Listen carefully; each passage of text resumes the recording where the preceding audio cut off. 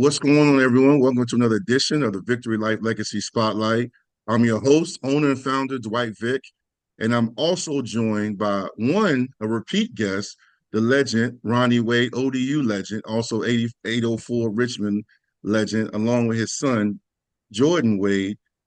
Today, we are going to be talking about You Make the Call. This is the first time ever for me I've had officials on, but before I dive into our list of questions and our show. Ronnie and Jordan, how you both doing? Wonderful. Doing good. Yeah, yeah. Jordan, I saw you not too long ago. Uh, Aaron, your uncle had a spot in Richmond, a V&B spot, and we hung out, had some good food, some good fellowship, and then I joked with you when I said, "Listen, man, if you can ref the game Saturday that next day when my son played for Patriot, I don't think it would have mattered. South Lakes was on fire. Shout out to them, man. They outplayed Patriot, but it was a great season indeed for both teams. But one thing I was telling you guys in preparing for this episode, and I've learned so much. For those watching, many of you guys that support Vicktory Life know I was once an offensive lineman. I played at Tech, all stayed in high school, all American, and all conference at Virginia Tech. Had a short stint in the NFL as a free agent. I've learned coaching AAU basketball and just youth football and basketball over the last 10 plus years. Officials have a tough job, especially now in the modern game with everybody having podcasts like this, bloggers, vloggers, Twitter, Facebook, Instagram. We have a lot of incidents and situations, especially the one, I don't know if you guys saw, we'll touch on that in the show later. The situation, you see it in New Jersey when they said the guy he made a layup at the buzzer, but they said he didn't get the shot off, and I believe they got a sanction. I don't know if either one of y'all saw that. I don't know if I saw that. No, no, Yeah, no, yeah, no. yeah. I'm so much somebody watches is going like, yeah, this, that, whatever. But um, let me ask you both this. Jordan, you first, and then Ronnie. Tell everybody what levels you officiate so they know your credibility, and then Ronnie, you can go next. Just what level of officiating uh are you involved in right now? I do AAU basketball, I do high school basketball, and I do college So yeah, you're busy. You're basketball. busy. You're busy. And Ronnie, what do you got going on? I do the same. I do anywhere from AAU to middle school, high school, JV, ninth grade. I basically do it for the cardio and the love of the game. Jordan is pursuing it for a career. So it's Mm. beautiful being both of us in the same home and we get to talk about plays and things of that nature and just try to elevate and get better each night. No doubt. Now, I've often said basketball is my favorite sport, even though I was a pretty good football player. I've always loved basketball. Even as I record this right now in the background, you guys can't see it, but I got the tournament on. This is my favorite time of the Oh, year. you can't see. We Yeah. got two 70-inch screens right here. That's why So we sit in we the garage with my man. there we go. That's what I'm saying. We multitasking. Feel free to react if something pops off, man. This is your legacy spotlight. But um, do you two ever look at a game and be like, and again, I know Jordan, you got to be careful because you aspiring to be at the highest level. But do you ever look at it and say, "Oh man, you can't make that call," or like, "Why would you call that?" Because the humanistic, point of view I have is I can say that because I'm an official, and in my living room, I'm a fan. Jordan, has that ever come out? I try not to say that out loud, but I'm thinking that in my head though, and I'm like, I don't know in that situation if I would have made that call, but Yeah, once again, those guys are at the highest level, and that's what I'm trying to get to. So I protect them as much as I think it in my head. Would I make that call in that same situation though? But they do a great job at the end of the day. Now you're gonna get the best officials during this tournament because they're the best in the world. So, no doubt. What about you, Ron? We just had a play. It's funny you asked that question. We just had a play. It was JMU against dude. Duke, Dude, and the guy went down to block the shot, and they called an intentional foul. And I yes. didn't see the intentional foul because the guy made a play on the ball. He went for the block. The fall was hard, so they came in with the intentional foul. But you get confused as a fan, as a coach, and as a player because I did everything you asked me to do. Now you call it intentional, but I made a play on the ball. I didn't do anything extra. And so I was confused. Jordan and I went back and forth on that call. And we do this all the time. Matter of fact, we got the game on now. We don't put sound on just so we can Oh, talk wow. back and forth and come down with a conclusion. Now, both you guys were really good athletes. Your brother Jason just finishing a great career at ODU, overcame adversity. He's been on the pod. You know, Ronnie, you're a legend. Jordan, I've heard great things about you. I heard you were also, if my memory serves me correct, you were not only a good basketball player, but you were a good football player too, right? I would say okay. I wouldn't say good though, but I think I was a better basketball player than football player. But Jason, on the other hand, definitely had both when he was That's what growing it up. was. So Jason was yeah, both, but you were the better basketball player. I'm trying to start the pot. I'm trying to get. I I'm just saying. mean, I think I try to teach him as much as he knows now, having those battles that we had when we were younger, growing up, all the way through high school. And it was great being able to play with him 1 year in high school as well. So Yeah, yeah, I remember that. yeah, Do you? if we could have 1 more year going back, I really would have enjoyed that. But I mean, just to even play with him for 1 year, I was still blessed to have that. So No doubt. Now, with that being said, you guys are one of the more popular and well respected sports family in Virginia. You're talking about a legendary state with so many great families, including my own, the Vick family. A lot of family, sports families, males and females. But as a player, Jordan, what was your relationship like when you played, whether either sport, football or basketball, when you interacted with officials? And this is a two-parter. What was your relationship like during the game? And do you have a newfound respect, or have you always understood what type of tough job you guys had? when I was playing basketball, I feel like I would get on the officials when I was playing. I'm not gonna lie to you. I was just a competitor. I wanted to win. That's just what was in me the whole time. But I see the type of job they had to deal with the fans, the coaches, the players. I have a newfound respect for that now being on the other side of it. So I see what they had to go through on a daily basis, and now I have a new look for it. And I'm glad that I got into it after being at 19 until now. So, and I wouldn't change anything from the world being from a player going to an official now. So. Now, Ronnie, same question, man. Like, obviously, you played, a while ago, but the game is the game. When you were a player, now as an official, how did you interact with officials? Did you have a perspective on, like, look, man, I know they got a tough job, but I'm gonna speak my piece, or were you more of a like, I'm just gonna hoop and do what I do and put the pressure on them to make the right call? I think for one, back then the coaching was different because we had a greater respect for our high school coaches than we do now. More is AAU now, and the coach was always like, "That's my technical. You don't get the technical." So we had the absolute respect for the officials, whether we agreed or disagreed. But after playing and seeing what they do, is a lot of officials that I had to apologize to after the fact because I didn't know because I wasn't trained on the rules. For example, you and I still look at the game. We might go, he's over the back. There's no such thing as over the back. I've learned But that. but that's what we call all the time. But nobody knows the rules. But once I got in the book and I went to the class, now I understand what the calls are and who's looking at what. And I have an appreciation for what they do. And it's a tough job, but I never had a problem with officials. I always knew certain officials like to make certain calls. So if I had an official, for example, who liked to call charges, I knew I could take a charge tonight. But if I had Mm, an official who didn't call charges, I was a student enough of the game. I wasn't going to take a charge. Why take that hit? So it's still the same, but it's different. yeah, yeah. You talked about officials and reputations. I want to hold on and visit that later when we talk about official etiquette. But Jordan, since you're aspiring to be one, go to the highest level with officiating and being a referee, again, I'm talking as a guy that has no idea, and I'm sure people watching this, the casual fans won't know either. But what is the process? Because my son refs, but he watched some videos. He refs in the off season for youth basketball, so like for third, fourth, fifth, and sixth graders. And he's got the referee shirt and the whistle, and he gets paid or whatever. And I went to some of his games, and one time he came on, he was like, "Yo, Dad, I was getting ready to call you at halftime." I was like, "Wow." He was like, "There was a couple of these parents in the stands just talking crazy."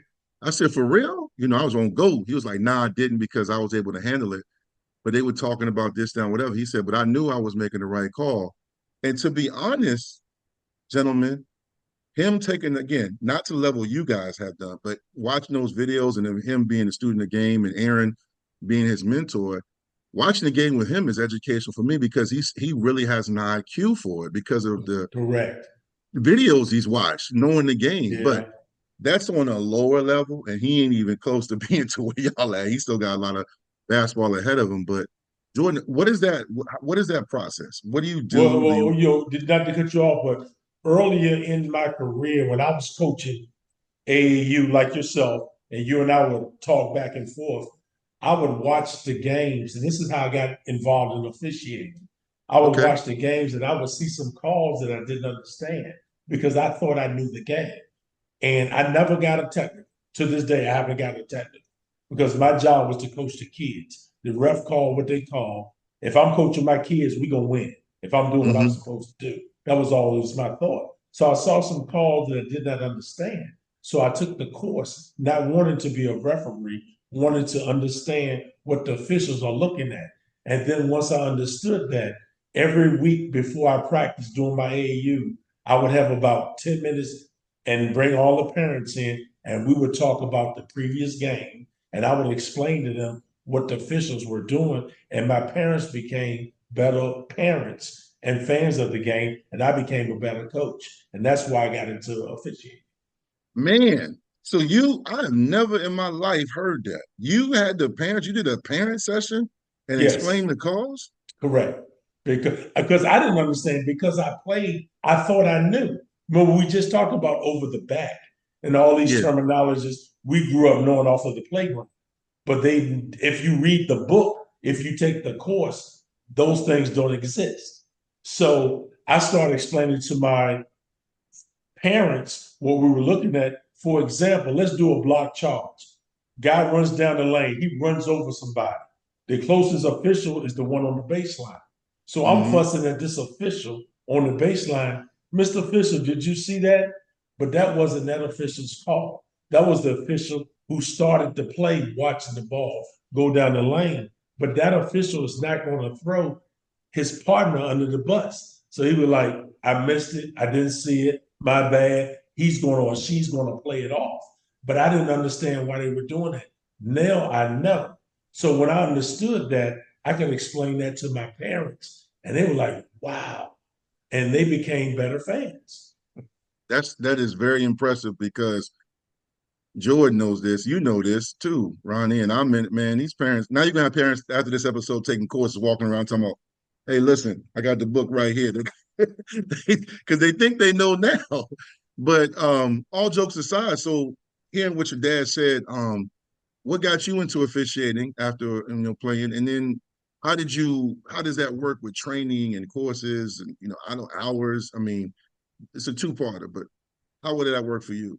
So after high school, I went to college at Bridgewater, Yep. and I tried to go out for the team and everything like that, but it didn't work out.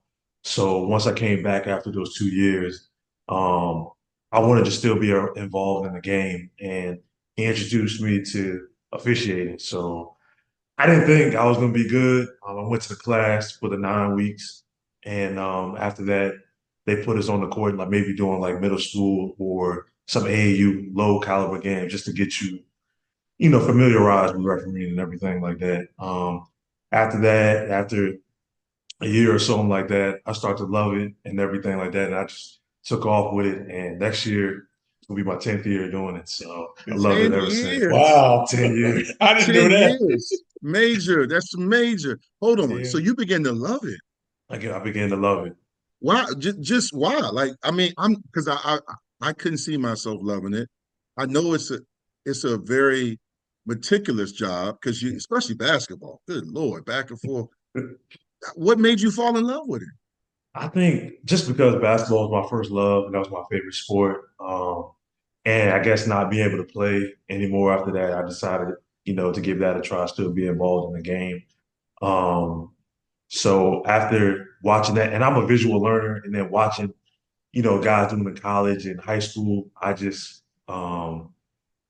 decided to take some of their stuff that they do and bring it into my game. And I think I just got pretty good at it. And I just, like I said, took off from there. So That's just great, man. And as we said before I hit record, we got to get more officials that know what they're doing and love it. I'm sure y'all seen the videos.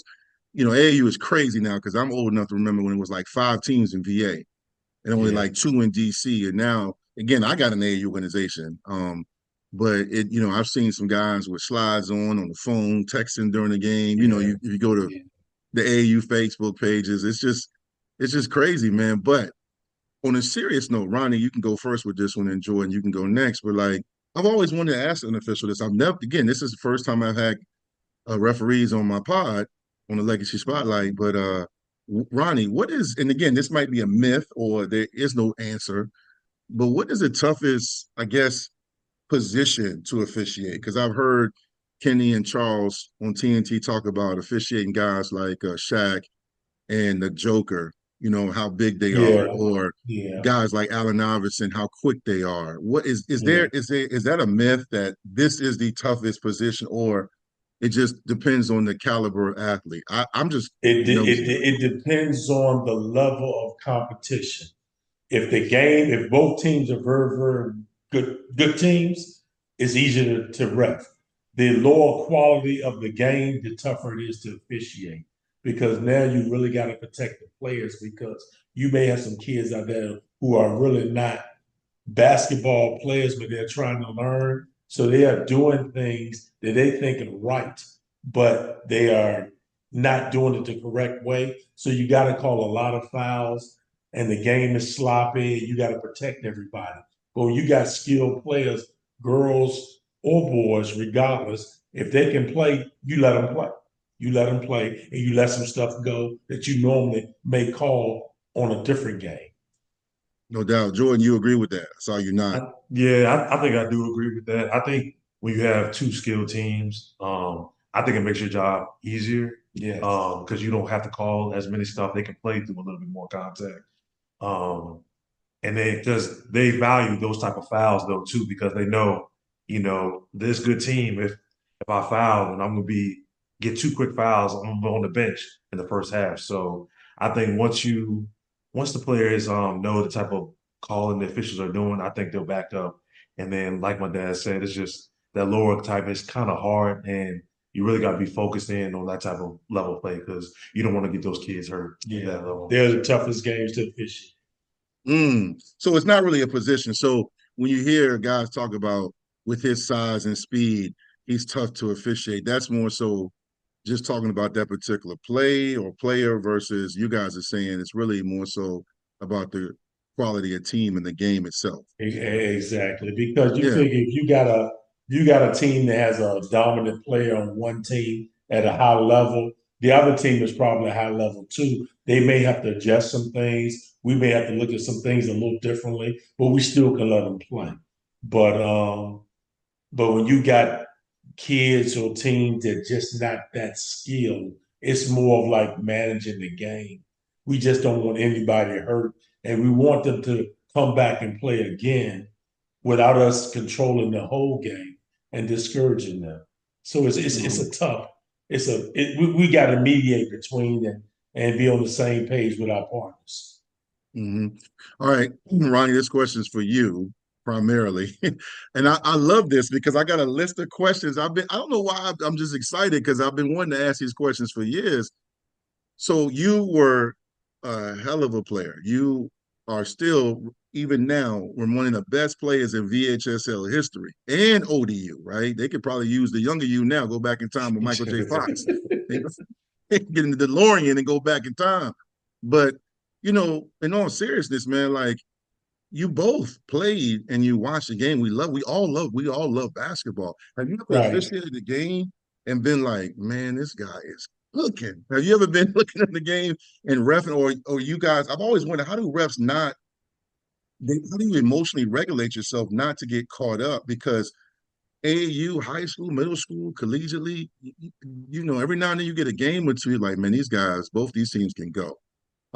Ronnie, how do you not get caught up in that? Well, you officiate the game the same way when you go out, and then all of a sudden you see. I think I'm gonna answer your question. You see a player that's just better than everybody else, and I mean they just getting it done. So now you got to make an adjustment. You don't want that player to get hurt, but you want that player to play their game, and you may expect and or let them play through a lot more than the normal player. So they may get hit a little bit more, may get bumped a little bit more because of their talent level. You let them play basketball. And I ran past the coach or talked to a coach and say, I'm letting them play a little bit more. And they understand just because of the skill level. I had to go through when we played certain teams, I got more bumps and bruises. And I didn't understand it then, but now I know why they did what they did because that helps elevate that child, that kid. Yeah, I had a ref one time. I was actually Aaron was refing with me. I mean, coaching with me back when our kids were in middle school. We were playing a tough team, man, and they got a big one. Us, we were making a little bit of comeback, but we couldn't catch our breath. And the ref just came during the foul shot. He said, "Coach, you know you got 3 timeouts left." Yeah, yeah, Do yeah. y'all have you ever found yourself you're not helping, but you got a feel for the game? Have either one of you ever done that? Oh, absolutely. Yeah. I ran past the coach and say, hey, coach, you want a timeout? And it depends on the level too. When you varsity, college, and Joy can talk on that, probably wouldn't do that. But if I'm AAU, a coach is out there coaching, because a lot of them like are parents volunteering, Hmm. they may Yep. not know. And the rule of thumb is if a team scores 3 times in a row, you probably want to get a timeout. And Yes. some of them don't know that. So I may look at the coach, you want a timeout? Coach, you want a timeout? And they'd be like, yeah. So I'm trying to encourage them to get the timeout because they're volunteers. They may not know. Hmm. So one thing, as I talked to a lot of coaches when I did my 5-part series of basketball preview, Jason was a part of that. He was my last guest. Um, One thing I noticed is that a lot of the coaches I had on ended up going to regionals, and many of them went on to states. A few won states. So I watched a lot of basketball this year, probably the most I've watched in a long time, and I love basketball.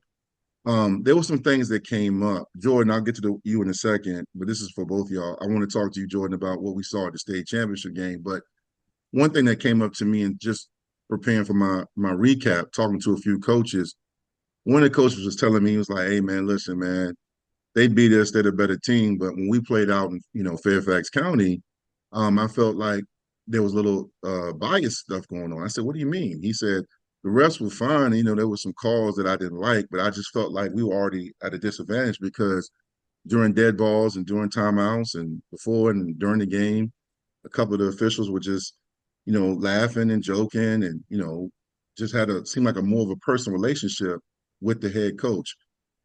I don't really need you guys to comment on that. You can, but what is considered appropriate, especially let's talk high school, appropriate social etiquette, not social media etiquette, but officiating etiquette. Because I know you guys know people, because on the circuit or high school, you're going to see teams. I know like certain districts have a crew, and then you get into regionals and states, it gets bigger. But is that is there a referee etiquette? I know you can't get out of pocket, but I'm talking about in regards to like if you know a guy, he's been coaching 16 years. How do you handle that? I think for me, I try to be as professional as possible. I might, say something, how you doing and stuff like that. Maybe if he says something, joking, might laugh or something like that though. But at the end of the day, I'm not going to keep going over there having a conversation and keep laughing with the coach during that because the other coach might think, oh, he might be trying to favor with the calls though. And I don't want that at all because for me, I'm doing it for the kids. I want them have a fair game with the officials and everything like that. So, and I try to be, if you're going to do it for one coach, I feel like you have to do it for the other coach as well. Maybe laugh, go over there and say, how you doing? He said something jokingly, laugh with him a little bit too. So neither coach can really say anything because you doing it fair both ways. So that's just for me. So. Okay. Ronnie? Well, for me, because I've been around a lot longer, I know a lot of the coaches, and we have personal relationships. We played ball off the court together. We've been out to dinner together. So it's very, very difficult. But you want to have an etiquette. When you come in, you speak to the coaches and you're not joking. And even with fans coming up trying to talk to you, you speak to them and let them go their way. But when you have a foul shot and you walk to the side and you're next to a coach is going to say something to you sometime. And the coach may say something that's related to the game. Why did you call this foul? Whatever. Or they may say, how's Jason doing? And I be saying, he's doing good, whatever. So it's just different. You try to say something and move on. So sometimes people can take it out of content, but the more we can have coaches smiling and we can have relationships, the easier the game is going to be. But when you're so tense and you don't have a relationship with the coach, it makes the game tough. So for me, I like to conversate, how you doing, what's happening, what's going on. Coach, you right, that call, maybe I could have looked at it a different way, and it keeps them engaged and we have a relationship and the game is better for me. No doubt. So with that being said, let's go back to some of the calls. I just like to use, references I can speak on versus picking from a game or two, because I'm gonna use my son in this one. They played South Lakes early in the season. He had a great game, 17-7-7. They won by 12 or whatever. But during the game, he had a great moment. It was trending on Twitter where he crossed up a kid, went through the lane and dunked it. And he pulled himself up on the rim. He didn't pull his legs up, but he did the little jerk. In a group chat with myself and 19 other guys, some of them are podcasters, some of them coach football, high school, some of them coach basketball. And there was a debate going back and forth. It got kind of crazy in the chat. I didn't say nothing. I thought it was a tech, but it was split. Some guys said, yo, that's an automatic attack. And then some guys were like, nah, you can hang on the rim. You can't pull yourself up. Either one of y'all can go first. How does that work? Like text in regards to pulling yourself, or is a play like that a judgment call, or is, on the high school level, this is a tech with the dunk in the rim or other calls in general? But I think it kind of could be a judgment call. If he did pull himself up, they're trying to look to see if anybody was underneath him. Was anybody underneath him? Nah. He just got it. He just dunked it. He dunked on the dude. What they call it now, the head tap, whatever. Okay. Everybody was doing all. I don't. I'm old now, but everybody, the whole crowd and all that. Now Isaiah did say something to the kid after he did it. I thought that was a tech. He said, the more you go, it sounds like a tech to me. Well, see, for the record, Isaiah and I both thought it was a tech. I'm just doing this for this show because I'm trying to learn, even though my son's moving on to the next level. I'm really trying to learn. So, Jordan, is that like the language, or is it because from when I heard when the refs, because it was loud, it was sold out, but I saw them talking and they made the motion about the rim. And a couple of guys in my chat are officials. So, is that a judgment call? Because I've seen now, to be fair, in other VHSL games on all levels, I've seen kids do that, and there's no tech. I've seen him hang and swing, and he's 6'7". I've seen him hang and swing. I'm like, ooh, and the ref with this no tech. So is that a judgment?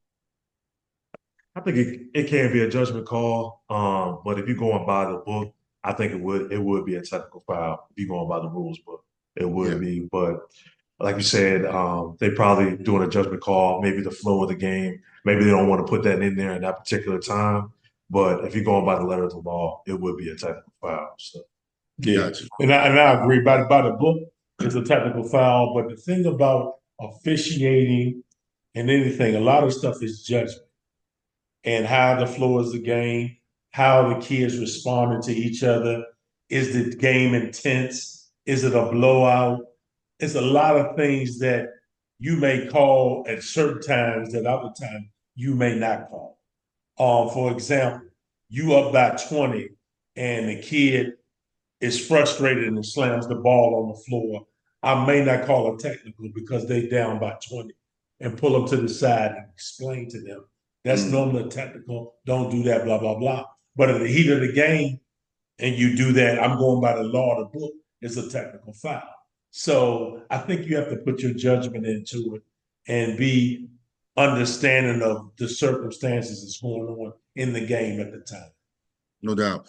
Now, Jordan, I told you I was gonna ask you about this at the state championship game in Class 6. You know, you had Patron and South Lakes, and there was an interesting moment in the first quarter in which Abe Halim, one of the Patriot guards, got fouled.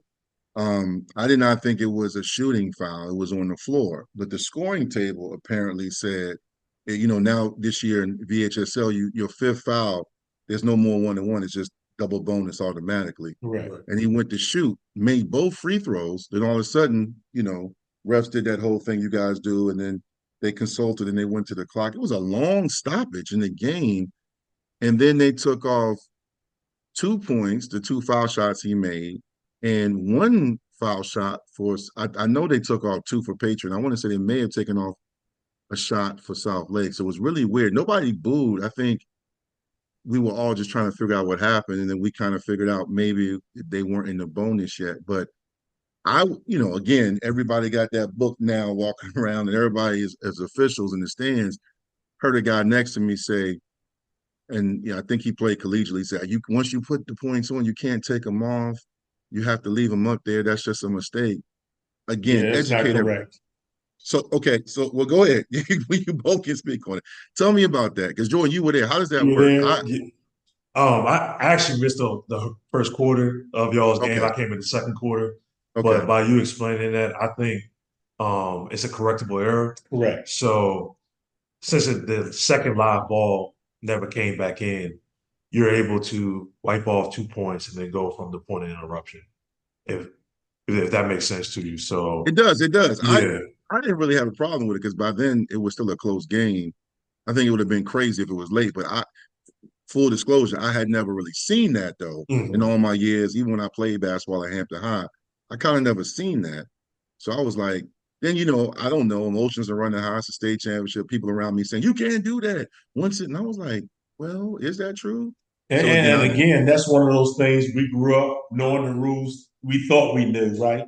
I would yeah, say the same thing until I started studying the book and taking the classes and going through the courses. They are called correctable errors. And once the ball is dead for two consecutive plays, which means they stop the clock one time, put it in play. Once we stop it the second time, we cannot change anything. But if we catch it before we stop the clock 2 times, we can go back and take everything off that we've done and start over from that point.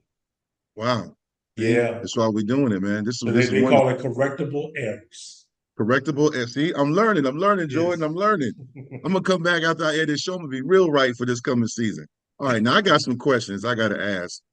Again, I know you both are officials, but you know, this is not hot water questions. This is just something I've been dying to know since I played. Why is it so important, especially on the high school level, at the foul line or during dead balls, when officials make players tuck their jersey in? Why do y'all make them tuck their? Because my son hates it. I've hated it, but I don't care now. I don't play. But I'm just like, is that a Can I take safety this issue? one? Let me take this one because you know I'm old school. When the game start, you got 10 players come out there, right? Yep. All right. Can they play or can they not play? Are they Only. ball players or not? Oh, okay. You mean like the guys that come out? Well, They're when ball you players. start the game, you got the jump ball. You have 10 players to start the Yeah, game. Are yeah. they ball players or are they not ball players? They're ball players. Oh, and what ball players do? Tuck the jerseys in?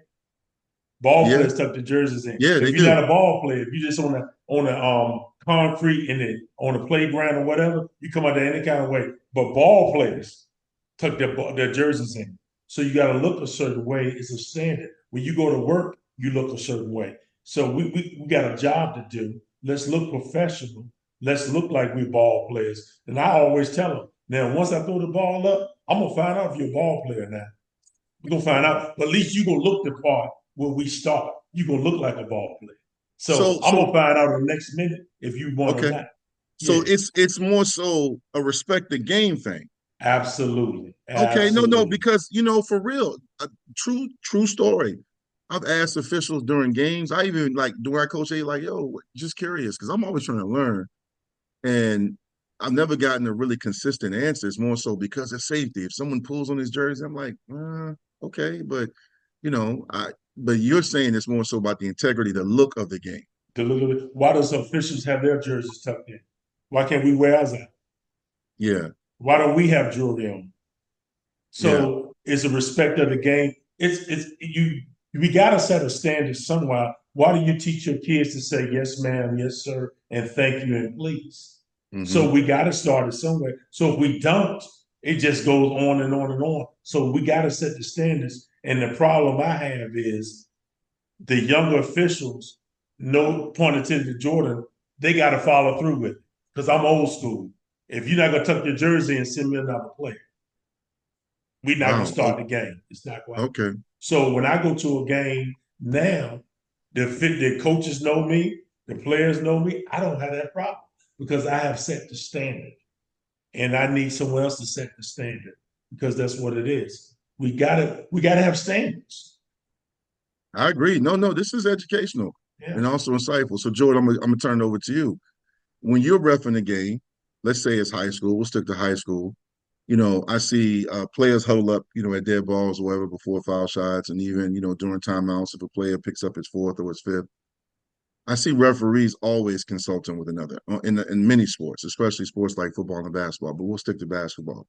How do you handle a situation when you're with a crew that you may be familiar with too, but whatever, like maybe one person you're not as familiar with, and you disagree with a call? How does that work? Is there a hierarchy? Does the head guy? What happens when it's like, man, I don't know if that's a charge, or you just roll with it?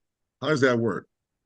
There's no really a hierarchy in officiating. There is a referee that who's has to, if it's something that comes down near the end, you might have to go to the book or something like that.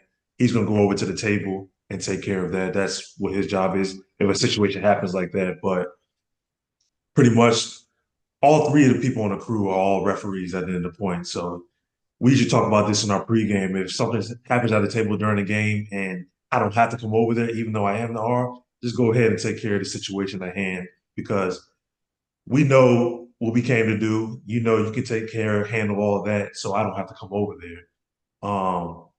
And the crew, if you don't like the call, you can't really show it on your face. We if it's something called maybe an out of bounds play, we can come together and say, if I have some information to give you, we can maybe change the call, maybe going the other way. But if you call a foul, we can't change the call because it's a foul.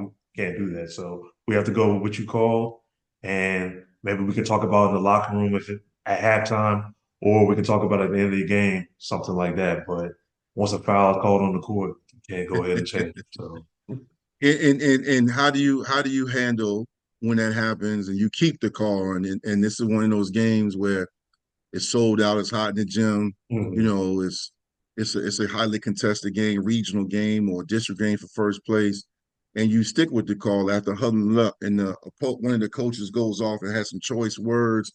How do you maintain control? Because one thing I will say is I love when refs control the game. Early in the year, my son was playing against a opponent on the road and you knew from jump the team they were playing was outmatched, didn't have the size or the skill. We Patriot quickly got up by 20, but the opposing team was just undercutting, shoving, and pushing, chest bumping. Refs kept trying to break stuff up, doing out of bounds plays. Eventually, my son went up for a dunk and got undercut. One kid played the play on the ball, the other guy came from underneath, and he was on the ground for quite some time, rolling in pain. He eventually finished the game and came back up. But our coaches went over and said, that's on you guys. You didn't get control of the game. What do people mean, coaches and fans? Just because I'm with Ronnie, we're old school with stuff I knew what control of the game is. But from a technical point, and either one of you can answer this, or both of you can answer this, what does keep control of the game mean? What does that mean? Because I knew what my son's coach meant, but what does that mean? Is it tempo? Is it attitude? Is it language? What is that?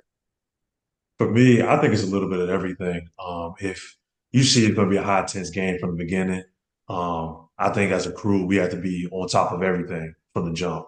Um, maybe you have to call the fouls early so nothing else escalates from there. If you see that a dirty play is happening, you have to come in and get it two technicals for both players, knowing we're not taking this today in this game like that. We're gonna play within the letter of the law. Y'all gonna do everything you can, have a high intense game, but we're not having any of this nonsense. So, and I think once the team see how the way we're calling the game, the coach that's gonna be on the coaches to be able to adjust, and it's gonna be on them from how they want to, play this game. We can call 50 fouls or we can call 10 fouls. So it depends on, like you said, the game. And I think that's how the referee, from my perspective, how we control the game. Yeah. I loved it.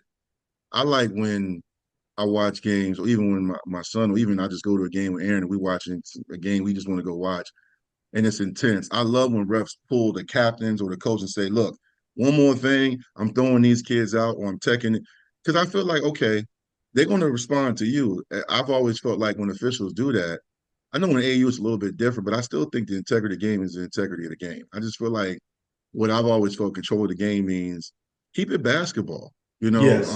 Keep it basketball. Like all that extra stuff, posturing and walking through somebody's huddle during a timeout, man. Like that stuff gets crazy, and these kids are a little bit different. They quick, and it's a different time, but the game is the game. So just a few more questions before I let you guys go and watch the remainder of the tournament. This one is kind of segueing into what we talk about control of the game and the game being the game, but yet this is a different world. As we talked about early on and even offline, now you have social media. There's always videos on Twitter, Facebook, and Instagram and being shared in group chats of parents running up on refs, fighting officials. Parents are just not generalizing all, because I think I'm a pretty good father, but there are a lot of moms and dads and you know, family members who think their son is going to be a next Jason Wade and Mondo and Henry Coleman. And it's not like that. There are more kids who are just good players versus great. And there's nothing wrong with that. But this is kind of a two-parter. Our parents, today's parents, not all, but the hotheads parents that think they know, are they making it hard to get coaches and officials? And how do you deal with that when you're officiating, when you have parents who are just a selection, just being extra? Because one thing to control the court and the players and coaches, but you got parents. You guys have played and ref in some hostile environments. So are parents making it harder to get more great young officials like Jordan? And how do you control them when they being extra? Well, I think with me, I got Jordan involved, and Jordan did not want to do it because of the things you just said. But I say you love the game, and once you get out there, you'll find your niche. But the thing with the parents are, um, they are just overboard sometimes, and I think they get caught up in the game. There's nothing wrong with that. As an official, I always know my environment. When I walk out, I'm always looking around. I'm seeing where the noise is coming from. Because a lot of those people that are talking that wouldn't say that to me if I was outside of those Heck no. courts. For one, I know that. So they're just chirping. And then the other thing is, too, that young officials, to your other question, if we can get a young official to stick for 2 years, we got a good official. But the young officials can't take it. Unfortunately, these cell phones right here, that's what our Yes. young people know. They don't know how to look you in the eye, how to shake your hand, how to deal with controversy. So it's easier on the phone, but when they have to deal with people getting on their case, it's tough for them. And they will back up and they will quit. And that's just the environment that they are in right now. And we are different from that. It doesn't matter what anybody said about us. You miss a tackle, I miss a shot, you commit a flag, I get a dumb foul. We didn't care. We kept going. But Yeah. now it's so elevated on social media that the kids, they hear about it so often that it'll make them back up. Yeah. And it's just unfortunate. But the parents, to the most part, are wonderful. But there's only a few. And those, unfortunately, are the ones that we hear about. Yeah. So Jordan, I agree with you, and that's a great point, Ronnie. So Jordan, when you are, let's say you at a middle school game and you're refereeing a middle school game, and it's like three dads in the corner who just keep chirping, but you can tell like you're looking over there and they're standing up. or they're being more boisterous or more adamant? Like, do you go over to the scoring table and say, hey, I need, the announcer to make an announcement, hey, we need everybody to calm down, code of conduct type deal? Or do you tell your head coach? I've seen this. That's why I'm throwing these examples. Or you tell both head coaches, hey, tell your guys to calm down. Just curious on how you, because it's not really on you. It's on the ADs as well, the police. Right. But officials are the ones, for some reason, other than calling the game, are being targeted. How do you deal with, to some degree, crowd control? So what you said, you could do all those things. You could go to the announcer to make an announcement saying, please control your fans. To both coaches, control your fans at all times. You could go to the AD saying, would you mind going standing over there with those parents just so mind talking to them to say you mind calming down for us because this is a good game. I don't want to put y'all out because if something does happen, we might have to put y'all out. Or if they can't control them, if there's police out there, would they mind going over and sit there with them and maybe control them, maybe level head and stuff like that? Because we had to do all three of those. Referees had to do all three of those. So just to protect us and protect the game, I think you just have to do those things. Yeah, man. I talked to one dude. We were out in PG County, man. I was talking to Rev. Me and him, he was my guy. I ain't gonna say his name because he still officiates. And it was a game we won in overtime, and it was intense. Maryland thought it was sweet, but we went over there and we beat them. And eventually everything died down. Everybody left. The next game came, and I was talking to the official because a new group of refs came in. He's my guy. I said, man, what would you have done? He said, listen, I got that thing with me, okay, in my bag. Yeah. So, I mean, I said, really? He said, I'm never going to use it. He said, but look, I know some of these dads or moms, they get extra.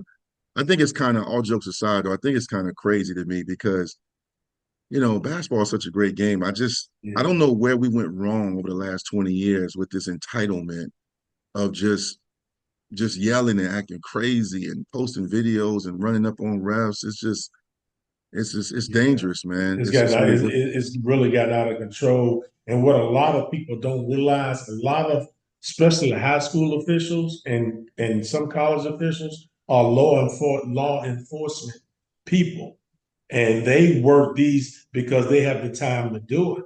And those people, they are packing and they are legal. And so you yeah, better be careful because that's why because you got to have a little bit of an attitude sometimes to be law enforcement. I'm in yep, security, so my demeanor is different from Jordan's.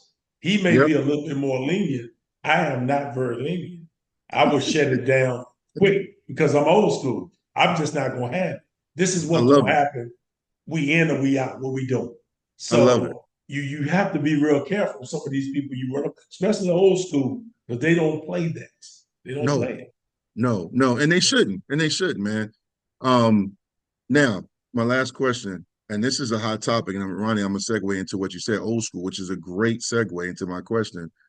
Um, it has been a hot topic for some reason the last 5 years on Twitter and amongst the basketball high school circuit on the VHSL because where I'm at in the DMV, Northern Virginia, DC, and Maryland, DC and Maryland have shot clocks. The VHSL has not approved it yet. They've approved NIL and other things, which I thought I never would see in Virginia. Right. I never had an issue when I played, and I was a role player backup in basketball. Football was my sport, but I did play basketball. I played for Boo Williams a couple of years, played varsity 2 at Hampton and 1 year JV. But here recently, and my son's coach and several other coaches in Northern Virginia and even other parts of the state, I've seen where teams have gotten up, say they up 9. I mean, this actually happened to my son's team early in the year, in like game 2 on the road down in the 757 against a Peninsula District team. And they, fourth quarter, they were up 10. Patriot had made a run, and they literally held the ball for 4 or 5 minutes. Then you fast forward to the state quarterfinals. Patriot played Madison High School. And it was kind of like watching UVA play, where they play pack line defense. They played a lot of zone, matchup zone. And my son said that was the toughest game to play in because they were very patient on offense. And at times, of course, he hates playing against zones at that level. And then he said it was the toughest game because he had to guard 2 or 3 possessions, even more, 2, 3, 4 minutes, because they would just hold the ball at the top and pass it around. Now, again, I've heard other coaches on other pods say, I don't really mind not having a shot clock. There's no right or wrong answer, but I respect both of you immensely, and especially you, Ronnie, because you got a wealth of knowledge about the game. You played in an era where there was no shot clock. There's no shot clock now. But do you think it would, because I've heard people on Twitter who ref or AD say, well, it's a money thing and you got to get shot clock technicians. Yet Maryland and DC both have shot clocks. So I'm just looking for your feedback on this. Is that something you think we'll ever see? Is there an issue with not having one? What's your thoughts on not having a shot clock? If you asking me, I think it's going to happen. When I first started playing college basketball, was the introduction to the 3-point line. So I played in the Sun Belt where we had a 3-point line, and then we would play like Richmond, who was in the CAA that didn't have a 3-point line. So I would be in the game, stepping back, taking the shot, and the coach was like, "The 3-point line is not in this game," and I was all confused because I couldn't. Because you get caught up in the game, you forget, and I think that's what the transition we're going through now. I think eventually we all will be on the same page, but it's just a transition, and you have to play through what you have to play through. And I don't think it matters as a player or a coach far as playing basketball because you should be training both ways. Because sometimes you have to stall the ball, sometimes you have to press. But I think it's going to happen all the way around. It's just a matter of when. No doubt. Yeah. Yeah. No, man, look, this has been educational. This has been fun. Ronnie, thank you for jumping on. You now appeared twice on my show, man. I love all the knowledge you guys shared. I had a few more questions, but I'm gonna see y'all again. I Yeah. appreciate both you guys officiating as well because it helps the game, the integrity of the game, man. We need more great officials. Oh, real quick before I sign off, Jordan, if there's somebody that sees this episode on my Twitter feed or YouTube, my YouTube channel, Instagram, or Facebook, how can is there an age limit? How can one sign up to be an official? You mentioned, is there a website you go to just to get the process started? And let's just stay in Virginia. How's that work? For our To be board, to be certified, to be certified. to be certified, yeah, for our board, CVBOA, our organization. To get signed up, you have to go through the website for there and put your information in. And once you do that, you go through a 9-week class, 1 day a week, and they'll teach you, give you a book, go through the different stuff that you need for official, the rule book, everything like that. And then they'll put you on the court. Usually maybe do like some scrimmage games or something like that, just to get you familiarized with calling high school basketball. Then once they think you can probably do it, then they'll probably maybe put you in some rec games or middle school games just to see you progress from there. And then once they see that you may be ready for that, then you probably get to JV games and then high school varsity games after that. Now, Jordan is modest because Jordan was at Old Dominion, and Tony Brothers and I graduated from Old Dominion together. So Tony has been Jordan's mentor. He's on 2 boards there in Tidewater and Virginia and Oh, okay. Richmond. And so he's had the best of the best. So Yes. Jordan was an official. Normally you have to officiate him about 3 years before you get a varsity game. Jordan had him at the end of his first year. Yeah. That's dope. That's dope. Well, congratulations, you, Jordan. 10 years in the game. It's nothing to sneeze at, man. And I'm praying for 20 more years, man, because we need more guys like yourself, man. And I appreciate you. Kudos to y'all both, man, to ignore some of the stuff that goes on during the game. I look sometimes because I just cheer and clap or just whisper next to my wife or Aaron or whatever. But the stuff I hear, I'm like, man, you guys got a tough job, but y'all make it look easy, man. And number one, I also think y'all are giving back, man, because I know you get paid, but it's probably not worth what you guys go through sometimes, but yet you're still out here doing it, man. So I love to see what you guys are doing. I appreciate you both, man. And shout out to your entire family. Great family. Ronnie, shout out to your wife holding it down. Will I see the do. great pictures. Please tell her the Vick family says hello. Will do. Will do. And congratulations, you, Ronnie, for raising 2 great sons. Thank you, Um, brother. that's a Takes a blessing, man. village, man. Takes a It village. takes a village, man. Listen, I'm telling you right now before I sign off, man.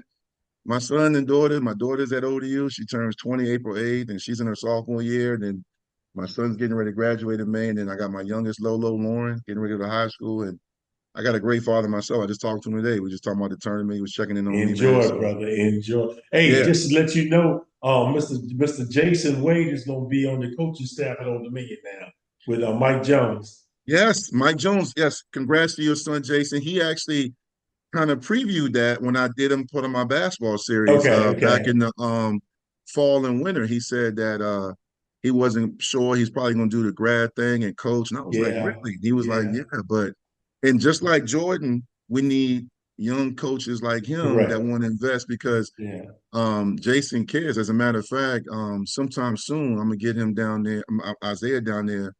He had texted my wife to train him. Aaron, after ODU upset Tech last year, not this year, but 2 years ago, we met up with Jason the next day. And Jason was guarding Isaiah. They put him through some drills. Isaiah didn't have that strength yet. And Isaiah tried to cross him and go, and he ran into Jason's chest.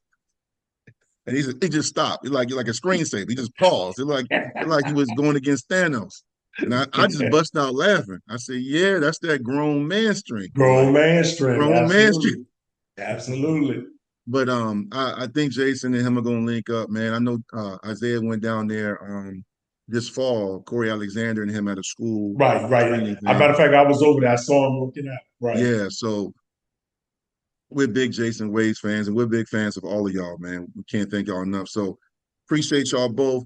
To everybody watching this episode, remember to subscribe. You want to be official. We need real officials that are investing in the community. So check out what Jordan said. And like I say every episode, man, make sure you subscribe to this channel.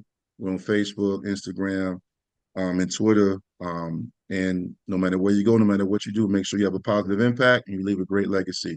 I'm Dwight Vick, hosting of Vicktory Life Legacy Spotlight. And this is my guys, Jordan and Ronnie Wade. We salute you guys. Thank y'all for jumping on. And everyone have a great, Absolutely. great, great time. Thank you.